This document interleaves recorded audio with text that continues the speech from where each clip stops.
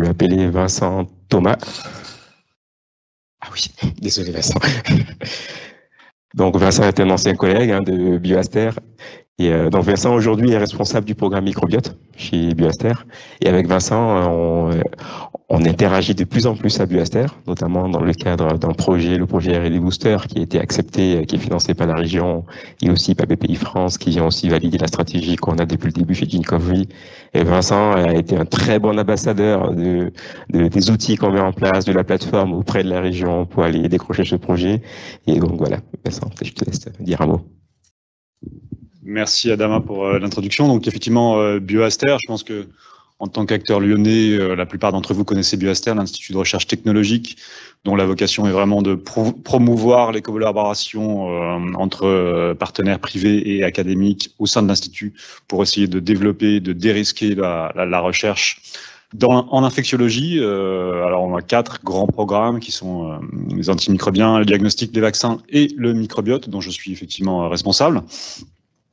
Je suis plutôt biologiste, moi, à la base, donc l'orthogonalité entre la biologie et la data science, je la vis depuis très longtemps, et je suis content de voir qu'il y a des outils qui arrivent et qui vont, j'espère, permettre de résoudre un peu cette orthogonalité qu'on subit encore, encore aujourd'hui, alors qu'effectivement, le séquençage, la métagénomie, tout ça, ce sont des outils maintenant qui datent depuis au moins 10, 15, 20 ans, et pourtant, on vit toujours cette orthogonalité, on a toujours du mal à communiquer entre biologistes et data science. Ça reste un problème aigu, et je pense qu'effectivement, il y a vraiment des besoins très importants.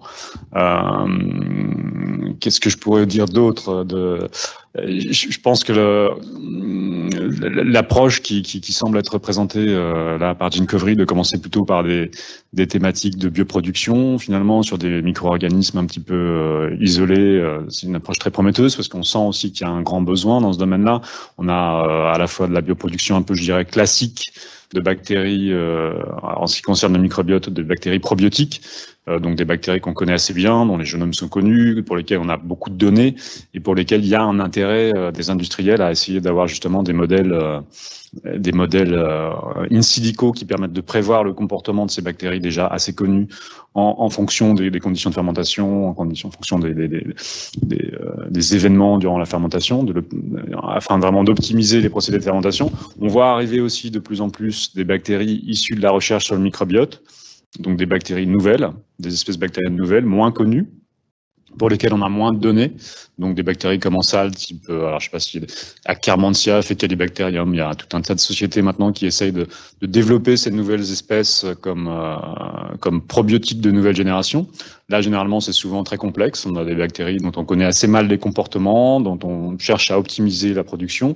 Je pense qu'effectivement, là aussi, des outils numériques qui permettraient de prédire un peu les comportements de ces bactéries en fonction des conditions de culture, ça peut être très utile parce que ce sont des expérimentations qui sont souvent très complexes et assez coûteuses à mettre en place. Et au-delà de ça, ce qui arrive derrière, mais là je pense que c'est peut-être plus du moyen, voire du long terme, on voit de plus en plus arriver dans la littérature aussi des tentatives de modélisation des écosystèmes complexes.